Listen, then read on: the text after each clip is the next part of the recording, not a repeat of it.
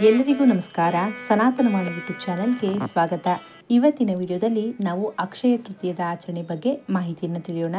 ಯಾವ ರೀತಿ ಸರಳವಾಗಿ ಮನೆಯಲ್ಲಿ ಅಕ್ಷಯ ತೃತೀಯ ಆಚರಣೆಯನ್ನು ಮಾಡಿಕೊಳ್ಬೇಕು, ಹಾಗೆ ಈ ಬಾರಿ ಅಕ್ಷಯ ತೃತೀಯದ ದಿನಾಂಕ ಮತ್ತು ಸಮಯ ಏನಿದೆ, ಹಾಗೆ ಅಕ್ಷಯ ತೃತೀಯದ ಆಚರಣೆಯನ್ನು ಮಾಡೋಕ್ಕೆ ಏನು ಮಹತ್ವ ಮತ್ತು ವಿಶೇಷತೆ ಇದೆ, ಈ ಎಲ್ಲ ವಿಚಾರಗಳ ಬಗ್ಗೆ ಈ ವಿಡಿಯೋದಲ್ಲಿ ಮಾಹಿತಿಯನ್ನು ತಿಳಿಸ್ಕೊಡ್ತೀನಿ. ಹಾಗಾಗಿ ಎಲ್ಲೂ ಕೂಡ ವಿಡಿಯೋ ಸ್ಕಿಪ್ ಮಾಡದೆ ಪೂರ್ತಿ ವಿಡಿಯೋ ನೋಡಿ. ಮಾಹಿತಿಯನ್ನು ತಿಳಿಯೋಕ್ಕೂ ಮುಂಚೆ ಯಾರಿಗೆ ಜಾತಕ ವಿಶ್ಲೇಷಣೆ ಅಂದರೆ ಆಸ್ಟ್ರಾಲಜಿ ಕನ್ಸಲ್ಟೇಷನ್ ಏನಾದರೂ ತೆಗೆದುಕೊಳ್ಬೇಕಿದ್ರೆ, ನಿಮ್ಮ ಒಂದು ವಿವಾಹ ಆಗಿರ್ಬೋದು ಅಥವಾ ಮದುವೆ ಹೊಂದಾಣಿಕೆ ವಿಚಾರ ಆಗಿರ್ಬೋದು, ಹಾಗೆ ಕೆಲಸದ ಒಂದು ವಿಚಾರವಾಗಿ ಆಗಿರ್ಬೋದು, ಸಂತಾನದ ವಿಚಾರವಾಗಿ ಆಗಿರ್ಬೋದು, ನೀವೇನಾದರೂ ಕನ್ಸಲ್ಟೇಷನನ್ನು ತೆಗೆದುಕೊಳ್ಬೇಕು ಅಂತಂದರೆ ಕೆಳಗೆ ಬರ್ತಿರುವಂಥ ನನ್ನ ಈ ನಂಬರ್ಗೆ ವಾಟ್ಸಪ್ ಮಾಡಿ ನೀವು ಜಾತಕ ವಿಶ್ಲೇಷಣೆಯನ್ನು ಕೂಡ ಮಾಡಿಸ್ಕೊಳ್ಬೋದು. ಹಾಗೆ ಪ್ರಾರಬ್ಧ ಪರಿವರ್ತನಾ ಕಾರ್ಯಾಗಾರವೂ ಕೂಡ ನಡೀತಾ ಇದೆ. ಹಾಗಾಗಿ ಅದಕ್ಕೆ ಸಂಬಂಧಪಟ್ಟಂತೆ ಮಾಹಿತಿಯನ್ನು ಕೂಡ ನಾನು ಈಗಾಗಲೇ ಹಿಂದಿನ ವಿಡಿಯೋದಲ್ಲಿ ತಿಳಿಸ್ಕೊಟ್ಟಿದ್ದೀನಿ. ಅದರ ಲಿಂಕ್ ಕೂಡ ಡಿಸ್ಕ್ರಿಪ್ಷನ್ ಬಾಕ್ಸ್ನಲ್ಲಿ ಹಾಕಿರ್ತೀನಿ. ಆ ಮಾಹಿತಿಯನ್ನು ಕೂಡ ನೀವು ತಿಳ್ಕೊಳ್ಬೋದು. ಜೊತೆಗೆ ಈ ಒಂದು ಶಿಬಿರದಲ್ಲಿ ನೀವು ಪಾಲ್ಗೊಳ್ಬೇಕು ಅಂದರೂ ಕೂಡ ಅಷ್ಟೇ, ಈ ಕೆಳಗೆ ಬರ್ತಿರುವ ಒಂದು ವಾಟ್ಸಪ್ ನಂಬರ್ಗೆ ನೀವು ಮೆಸೇಜ್ ಮಾಡಬಹುದು. ಹಾಗೆ ಈ ಒಂದು ಪ್ರಾರಬ್ಧ ಪರಿವರ್ತನಾ ಕಾರ್ಯಾಗಾರವನ್ನು ಮಾಡೋದ್ರಿಂದ ಎಷ್ಟೆಲ್ಲ ಪ್ರಯೋಜನ ಇದೆ, ಈ ಎಲ್ಲವನ್ನು ಕೂಡ ನಾನು ಗ್ರೂಪ್ನಲ್ಲಿ ನಿಮಗೆ ಮಾಹಿತಿಯನ್ನು ತಿಳಿಸ್ಕೊಡ್ತೀನಿ. ಹಾಗಾಗಿ ಯಾರಿಗೆಲ್ಲ ಇಂಟ್ರೆಸ್ಟ್ ಇದೆ ನೀವು ಕಾಂಟ್ಯಾಕ್ಟ್ ಮಾಡ್ಬೋದು. ಹಾಗಿದ್ರೆ ಈಗ ಅಕ್ಷಯ ತೃತೀಯದ ವಿಚಾರಕ್ಕೆ ಬರೋಣ. ನಾವು ಅಕ್ಷಯ ತೃತೀಯ ಆಚರಣೆ ಅಂತ ಅಂದ್ರೇ ನಾವು ಚಿನ್ನವನ್ನು ತೆಗೆದುಕೊಂಡು ಬರೋದು ಅಂತಲೇ ಬಹಳಷ್ಟು ಜನ ಅಂದ್ಕೊಂಡಿರ್ತೀವಿ. ಹಾಗೆ ಅದೇ ಪ್ರಕಾರವಾಗಿ ಸಾಲ ಮಾಡಿ ಆದರೂ ಕೂಡ ಸರಿ, ಚಿನ್ನ ಆಗಲಿ ಬೆಳ್ಳಿಯ ವಸ್ತುಗಳನ್ನಾಗಲಿ ನಾವು ತೆಗೆದುಕೊಂಡು ಬಂದು ಮನೆಯಲ್ಲಿ ಇಟ್ಟು ಅವತ್ತು ಅಕ್ಷಯ ತೃತೀಯ ಅಂತ ಹೇಳಿ ಆಚರಣೆಯನ್ನು ಮಾಡ್ತೀವಿ. ಇದು ಎಷ್ಟರ ಮಟ್ಟಿಗೆ ಸರಿ ಇದೆ, ಹಾಗೆ ಈ ರೀತಿಯ ಆಚರಣೆಯನ್ನು ಮಾಡ್ಕೊಳ್ಬಹುದಾ, ಹಾಗೆ ಸರಿಯಾದ ಒಂದು ಅಕ್ಷಯ ತೃತೀಯದ ಒಂದು ವಿಧಾನ ಏನಿದೆ, ಪೂಜಾ ವಿಧಾನ ಏನಿದೆ, ಈ ಎಲ್ಲವನ್ನು ಕೂಡ ನಾನೀಗ ತಿಳಿಸ್ಕೊಡ್ತೀನಿ. ನಾವು ಈ ಒಂದು ಅಕ್ಷಯ ತೃತೀಯದ ಮಹತ್ವವನ್ನು ಹಾಗೆ ವಿಶೇಷತೆಯನ್ನು ಮೊದಲು ತಿಳ್ಕೊಳ್ಬೇಕು. ಅಕ್ಷಯ ತೃತೀಯಕ್ಕೆ ಬಹಳಷ್ಟು ಮಹತ್ವವಿದೆ, ಹಾಗೆ ವಿಶೇಷತೆ ಕೂಡ ಇದೆ ಅಂತ ನಾನು ಈಗಾಗಲೇ ನಿಮಗೆ ತಿಳಿಸ್ಕೊಟ್ಟಿದ್ದೆ. ಇನ್ನು ಎಲ್ಲರಿಗೂ ಗೊತ್ತಿರೋ ರೀತಿಯಲ್ಲಿ ಅಕ್ಷಯ ತೃತೀಯದ ದಿನ ತ್ರೇತಾಯುಗದ ಆರಂಭ ಆಯಿತು ಅಂತ ಹೇಳ್ತಾರೆ. ಜೊತೆಗೆ ಪಾಂಡವರು ಸೂರ್ಯದೇವರಿಂದ ಅಕ್ಷಯ ಪಾತ್ರೆಯನ್ನು ಪಡೆದಿದ್ದು ಕೂಡ ಈ ಒಂದು ಅಕ್ಷಯ ತೃತೀಯ ದಿನದಂದೇ. ಹಾಗೆ ನಮ್ಮ ಮಹಾಭಾರತ ಪುರಾಣವನ್ನು ವ್ಯಾಸರು ಗಣೇಶನಿಂದ ರಚಿಸಲು ಪ್ರಾರಂಭ ಮಾಡಿದಂತಹ ಸುಮುಹೂರ್ತವೇ ಈ ಒಂದು ಅಕ್ಷಯ ತೃತೀಯ ದಿನ. ಹಾಗೆ ಭಗೀರಥನ ಪ್ರಯತ್ನದಿಂದ ಈಶ್ವರನ ಜಟೆಯಲ್ಲಿ ಇದ್ದಂತಹ ಗಂಗೆಯು ಭೂಮಿಗೆ ಅವತರಿಸಿದ ದಿನವೂ ಕೂಡ ಅಕ್ಷಯ ತೃತೀಯ ಆಗಿತ್ತು.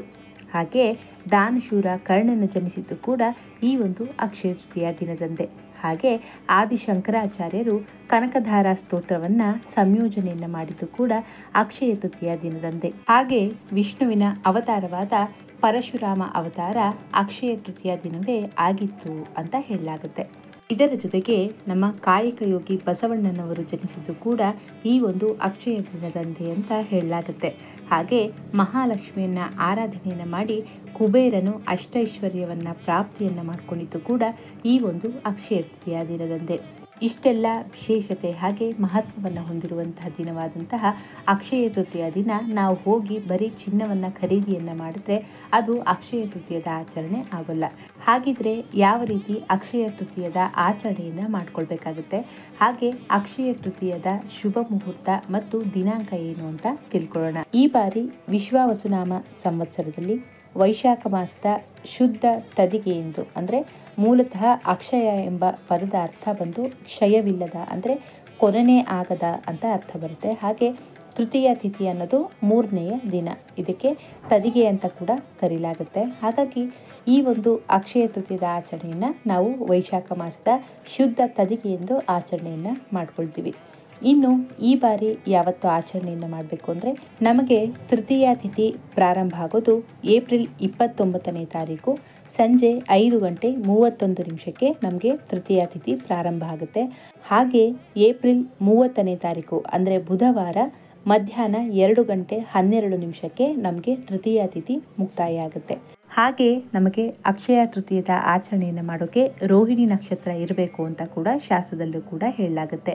ಹಾಗಾಗಿ ನಾವು ಈ ಬಾರಿ ಸೂರ್ಯೋದಯದ ಲೆಕ್ಕವನ್ನು ತೆಗೆದುಕೊಂಡು ಏಪ್ರಿಲ್ 30ನೇ ತಾರೀಕು ಬೆಳಗ್ಗೆ 6:04 12 ಗಂಟೆ 21 ನಿಮಿಷದವರೆಗೂ ಕೂಡ ಅಕ್ಷಯ ತೃತೀಯದ ಪೂಜೆಯ ಒಂದು ಮುಹೂರ್ತ ಇರುತ್ತೆ.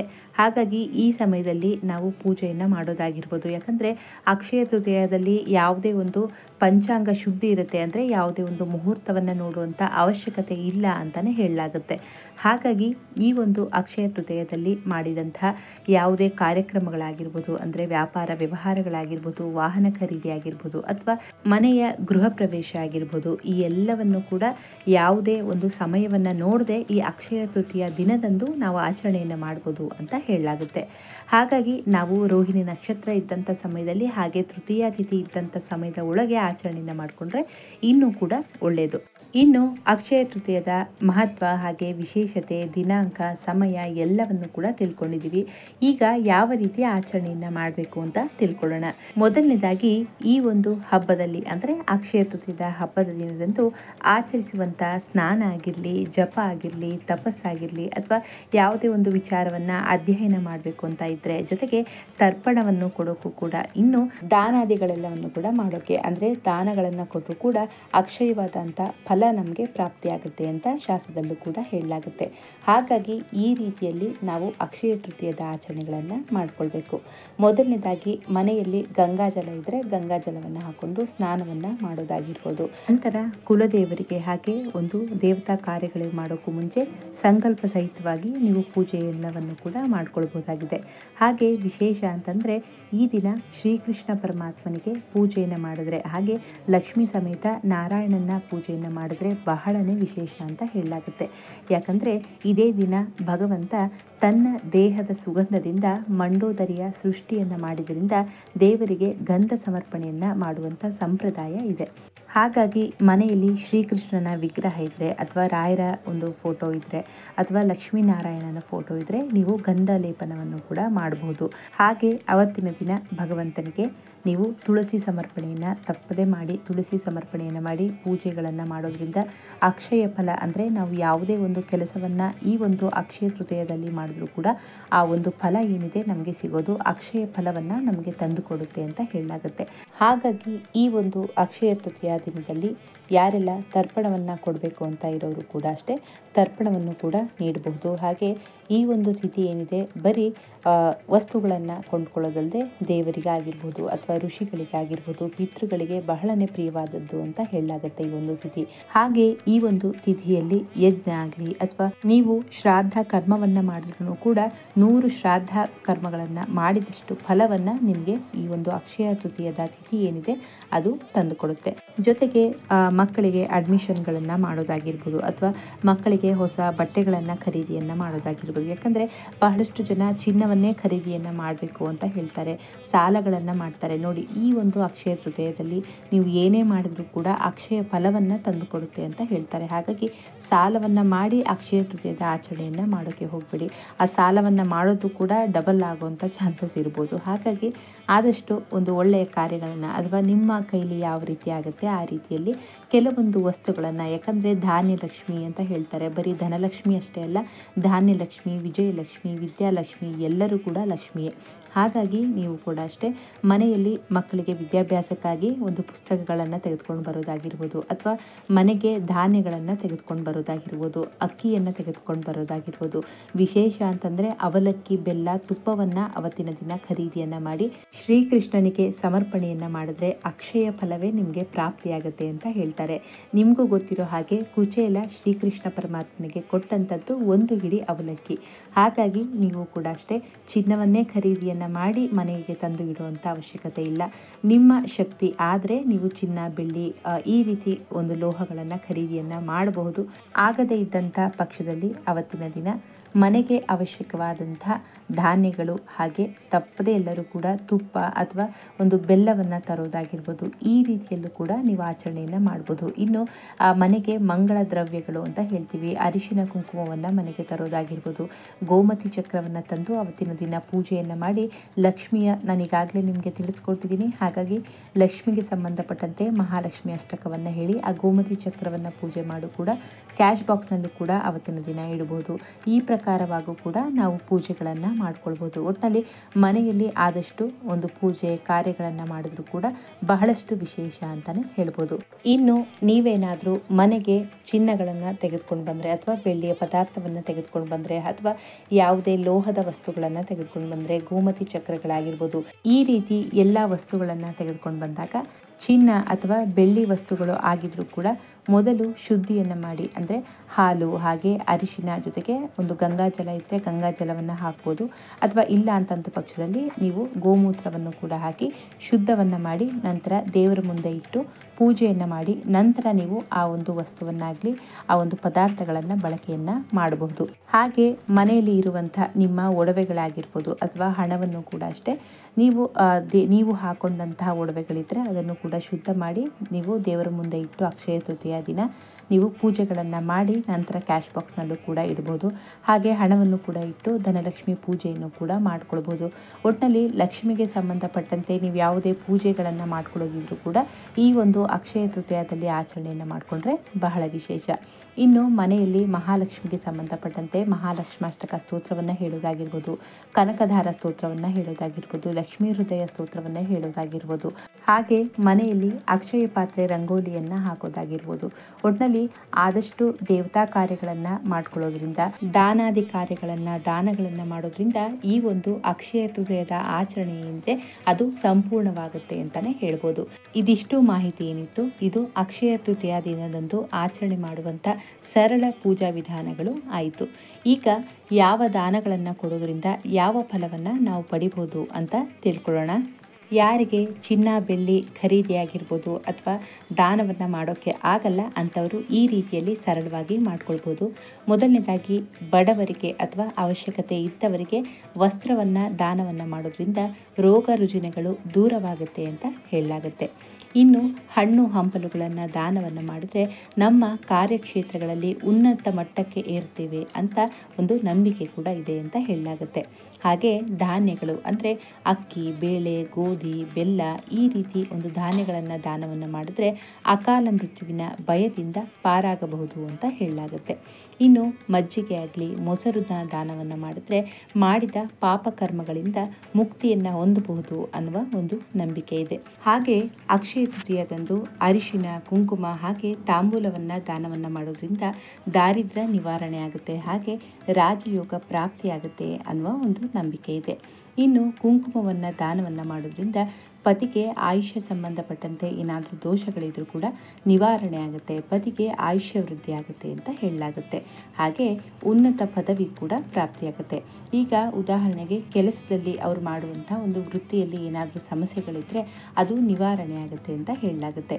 ಇಲ್ಲಿ ಯಾವುದೇ ದಾನಗಳನ್ನು ಮಾಡೋದಿದ್ರೂ ಕೂಡ ಮೊದಲು ಸಂಕಲ್ಪವನ್ನು ಮಾಡಿಕೊಂಡು ನಂತರ ನೀವು ದಾನಗಳನ್ನು ಕೊಡಬೇಕಾಗತ್ತೆ. ಇನ್ನು ಚಂದನವನ್ನು ದಾನವನ್ನು ಮಾಡೋದ್ರಿಂದ ಶತ್ರುಗಳಿಂದ ಹಾಗೆ ವಾಹನಗಳಿಂದ ಅಪಾಯ ಬರಲ್ಲ ಅಂತ ಹೇಳಲಾಗುತ್ತೆ. ನಾನು ಈಗಾಗಲೇ ನಿಮಗೆ ತಿಳಿಸ್ಕೊಟ್ಟಿದ್ದೆ. ಅಕ್ಷಯ ತೃತೀಯದಂದು ಶ್ರೀಕೃಷ್ಣನಿಗೆ ಹಾಗೆ ಮಹಾವಿಷ್ಣುವಿಗೆ ನೀವು ಗಂಧ ಲೇಪನ ಅಥವಾ ಶ್ರೀಗಂಧ ಲೇಪನ ಅಥವಾ ಚಂದನ ಲೇಪನ ಅಂತ ಹೇಳ್ತೀವಿ, ಈ ಒಂದು ಲೇಪನವನ್ನು ಮಾಡೋದ್ರಿಂದ ಬಹಳನೇ ವಿಶೇಷ ಅಂತ ತಿಳಿಸ್ಕೊಟ್ಟಿದ್ದೆ. ಅದನ್ನು ಈ ಒಂದು ಅಕ್ಷಯ ತೃತೀಯದಲ್ಲಿ ಆಚರಣೆಯನ್ನು ಮಾಡೇ ಮಾಡ್ತಾರೆ. ಹಾಗೆ ನೀವು ಮಂತ್ರಾಲಯದ ವಿಚಾರಕ್ಕೆ ತೆಗೆದುಕೊಂಡ್ರೂ ಕೂಡ ರಾಯರಿಗೆ ಗಂಧ ಲೇಪನ ಅಕ್ಷಯ ತೃತೀಯದಂದು ಇರುತ್ತೆ. ಇದು ಬಹಳನೇ ವಿಶೇಷವಾದಂಥ ಸೇವೆ ಅಂತಲೇ ಹೇಳಲಾಗುತ್ತೆ. ಹಾಗಾಗಿ ಯಾರಿಗೆ ಸಾಧ್ಯ ಆಗುತ್ತೆ ಈ ಒಂದು ಗಂಧ ಲೇಪನಕ್ಕೆ ನೀವು ಹೆಸರನ್ನು ಬರೆಸಿ ರಾಯರಿಗೆ ಒಂದು ಗಂಧ ಲೇಪನ ಸೇವೆಯನ್ನು ಕೂಡ ಮಾಡಿಸ್ಕೊಳ್ಬೋದು. ಅಥವಾ ಮನೆಯಲ್ಲೇ ನೀವೇನಾದರೂ ರಾಯರ ಫೋಟೋ ಇಟ್ಕೊಂಡಿದ್ರೆ ಅಥವಾ ವಿಗ್ರಹ ಇಟ್ಕೊಂಡಿದ್ರು ಕೂಡ ಮನೆಯಲ್ಲಿ ನಿಮ್ಮ ಯಥಾಶಕ್ತಿ ಒಂದು ಯಥಾಸ್ಥಿತಿಯ ಅನುಸಾರವಾಗಿ ಪೂಜೆಗಳನ್ನು ಕೂಡ ಮಾಡ್ಕೊಳ್ಬೋದು. ಇನ್ನು ನಾರಿಕೇಳ ಅಂದರೆ ಒಂದು ಬಾಳೆಹಣ್ಣು ಹಾಗೆ ಒಂದು ತೆಂಗಿನಕಾಯಿಯನ್ನು ದಾನವನ್ನು ಮಾಡೋದ್ರಿಂದ ಕೊನೆಯ 7 ಪಿತೃಗಳಿಗೆ ನರಕದಿಂದ ವಿಮುಕ್ತಿ ಹೊಂದ್ತಾರೆ ಅಂತ ಹೇಳಲಾಗುತ್ತೆ. ಹಾಗಾಗಿ ನೀವು ಬಾಳೆಹಣ್ಣು ಮತ್ತು ತೆಂಗಿನಕಾಯಿಯ ದಾನವನ್ನು ಕೂಡ ಮಾಡಬಹುದು. ಜೊತೆಗೆ ಹೊಸ ಬಟ್ಟೆಗಳನ್ನು ದಾನವನ್ನು ಮಾಡಿದರೆ ಆರೋಗ್ಯ ವೃದ್ಧಿಯಾಗುತ್ತೆ ಅಂತ ಹೇಳಲಾಗುತ್ತೆ. ಇನ್ನು ಹಾಸಿಗೆಯನ್ನು ದಾನ ಮಾಡೋದ್ರಿಂದ ಜೀವನ ಉದ್ದಕ್ಕೂ ಕೂಡ ಬರುವಂತಹ ಸಂಕಷ್ಟಗಳು ನೀಗಿ ಸುಖ ಸಂತೋಷಗಳು ಪ್ರಾಪ್ತಿಯಾಗುತ್ತೆ ಅಂತ ತಿಳಿಸಲಾಗುತ್ತೆ. ಹಾಗೆ ತಾವರೆ ಹೂವನ್ನು ದಾನವನ್ನು ಮಾಡೋದ್ರಿಂದ ಮಹಾವಿಷ್ಣುವಿನ ಕೃಪೆಗೆ ನಾವು ಪಾತ್ರರಾಗಬಹುದು. ಹಾಗಾಗಿ ಮಹಾವಿಷ್ಣುವಿನ ದೇವಸ್ಥಾನಕ್ಕೆ ಹೋದಾಗ ತಾವರೆ ಹೂವನ್ನು ಸಮರ್ಪಣೆಯನ್ನು ಕೂಡ ಮಾಡಬಹುದು. ಹಾಗೆ ಈ ಒಂದು ಆಚರಣೆಯನ್ನು ನೀವು ಮನೆಯಲ್ಲೂ ಕೂಡ ಫೋಟೋ ಇದ್ದರೆ ಅಥವಾ ವಿಗ್ರಹ ಇದ್ದರೂ ಕೂಡ ನೀವು ಪೂಜೆಯನ್ನು ಮಾಡುವಂಥ ಸಂದರ್ಭದಲ್ಲಿ ತಾವರೆ ಹೂವನ್ನು ಕೂಡ ಇಟ್ಟು ಒಂದು ಪೂಜೆ ಸಮರ್ಪಣೆಯನ್ನು ಮಾಡ್ಕೊಳ್ಬೋದು. ಹಾಗೆ ನವಧಾನ್ಯವನ್ನು ದಾನವನ್ನು ಮಾಡೋದ್ರಿಂದ ಮೃತ್ಯುದೋಷ ಹಾಗೆ ಅಪಘಾತ ಒಂದು ಅಪಾಯದಿಂದ ಕೂಡ ಪಾರಾಗ್ಬೋದು ಅಂತ ಹೇಳಲಾಗುತ್ತೆ.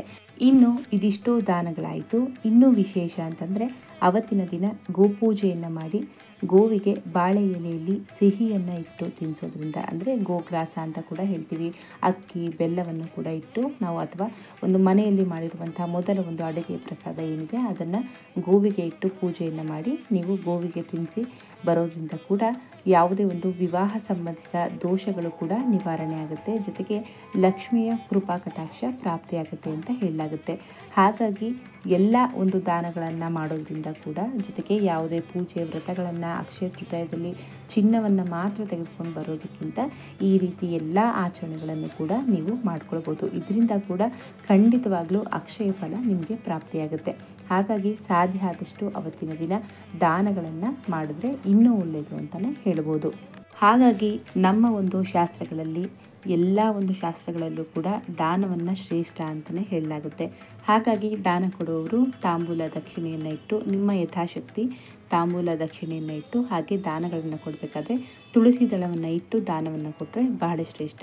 ಅದು ದಾನಕ್ಕೆ ಸರಿಯಾದಂಥ ಒಂದು ಸೂಕ್ತ ವಿಧಾನ ಅಂತಲೇ ಹೇಳ್ಬೋದು. ಹಾಗಾಗಿ ಈ ರೀತಿಯಲ್ಲಿ ದಾನಗಳನ್ನು ಕೊಡಬೇಕಾಗತ್ತೆ. ಹಾಗೆ ಕೆಲವೊಂದು ವಿಚಾರಗಳಲ್ಲಿ ಅಂದರೆ ಬರೀ ಸುಮ್ಮನೆ ಯಾವ್ಯಾವಾಗಲೂ ಹೋಗಿ ದಾನಗಳನ್ನು ಕೊಡೋದಕ್ಕಿಂತ ವಿಶೇಷ ದಿನಗಳಲ್ಲಿ ನಾವು ದಾನಗಳನ್ನು ಕೊಟ್ಟಾಗ ಅದರಿಂದ ನಮಗೆ ಯಾವುದೇ ರೀತಿ ತೊಂದರೆಗಳು ಕೂಡ ಆಗಲ್ಲ. ಹಾಗೆ ನಾವು ದಾನವನ್ನು ಕೊಟ್ಟಂಥವರು ಹಾಗೆ ತೆಗೆದುಕೊಂಡಂಥವರು ಕೂಡ ಉಪಯೋಗವನ್ನು ಮಾಡಿದಾಗ ಸಂಪೂರ್ಣವಾಗಿ ನಮಗೆ ಅದರ ಒಂದು ಫಲವೂ ಕೂಡ ನಮಗೆ ಪ್ರಾಪ್ತಿಯಾಗುತ್ತೆ. ಹಾಗಾಗಿ ಎಲ್ಲರೂ ಕೂಡ ಈ ಬಾರಿ ಅಕ್ಷಯ ತೃತೀಯವನ್ನು ಶ್ರೀಕೃಷ್ಣನಿಗೆ ಪ್ರೀತ್ಯರ್ಥವಾಗಲಿ ಅಂತ ಕೇಳಿಕೊಂಡು, ಹಾಗೆ ಲಕ್ಷ್ಮೀ ಸಮೇತ ನಾರಾಯಣನಿಗೆ ಈ ಒಂದು ಅಕ್ಷಯ ತೃತೀಯ ಪ್ರೀತ್ಯರ್ಥವಾಗಲಿ, ನನ್ನ ಸೇವೆಗಳಾಗಿರ್ಬೋದು ಅಥವಾ ದಾನಗಳಾಗಿರ್ಬೋದು ಅದು ಭಗವಂತನಿಗೆ ಸಮರ್ಪಣೆ ಆಗಲಿ ಅಂಥೇಳಿ ನೀವು ಕೇಳಿಕೊಂಡು ಈ ರೀತಿಯಲ್ಲಿ ಅಕ್ಷಯ ತೃತೀಯದ ಆಚರಣೆಯನ್ನು ಮಾಡಿ. ಬರೀ ಚಿನ್ನವನ್ನು ತೆಗೆದುಕೊಂಡು ಬಂದು ಮನೆಯಲ್ಲಿ ಇಡೋದ್ರಿಂದ ಯಾವುದೇ ರೀತಿಯ ಒಂದು ಫಲಗಳು ನಿಮಗೆ ಸಿಗಲ್ಲ. ಆದರೆ ಹೊಸ ವಸ್ತು ಖರೀದಿ ಅಂತ ಇರುತ್ತೆ, ಅದನ್ನು ಮಾಡ್ತಿದ್ದೀರಾ, ಆದರೆ ಸರಿಯಾದ ವಿಧಾನದಲ್ಲಿ ಬರೀ ಚಿನ್ನವನ್ನು ತೆಗೆದುಕೊಳ್ಳದೆ ಈ ರೀತಿಯಲ್ಲೂ ಕೂಡ ನೀವು ಆಚರಣೆಯನ್ನು ಮಾಡಿದ್ರೆ ಮತ್ತಷ್ಟು ಅಕ್ಷಯ ಫಲವನ್ನು ನೀವು ಪಡೆದುಕೊಳ್ಬೋದು. ಹಾಗಿದ್ರೆ ಈ ಬಾರಿ ಅಕ್ಷಯ ತೃತೀಯ ಎಲ್ಲರಿಗೂ ಕೂಡ ಅಕ್ಷಯ ಫಲವನ್ನು ನೀಡಲಿ. ಎಲ್ಲರಿಗೂ ಕೂಡ ಅಕ್ಷಯ ತೃತೀಯದ ಶುಭಾಶಯಗಳು. ಹಾಗಿದ್ರೆ ಮಾಹಿತಿ ಅನುಕೂಲ ಆಗಿದ್ರೆ ಬೇರೆಯವ್ರಿಗೂ ಕೂಡ ಶೇರ್ ಮಾಡಿ, ಹಾಗೆ ಮಾಹಿತಿ ಇಷ್ಟ ಆದರೆ ಲೈಕ್ ಮಾಡಿ. ಮತ್ತೆ ಮುಂದಿನ ವಿಡಿಯೋದಲ್ಲಿ ಸಿಗ್ತೀನಿ. ಧನ್ಯವಾದಗಳು.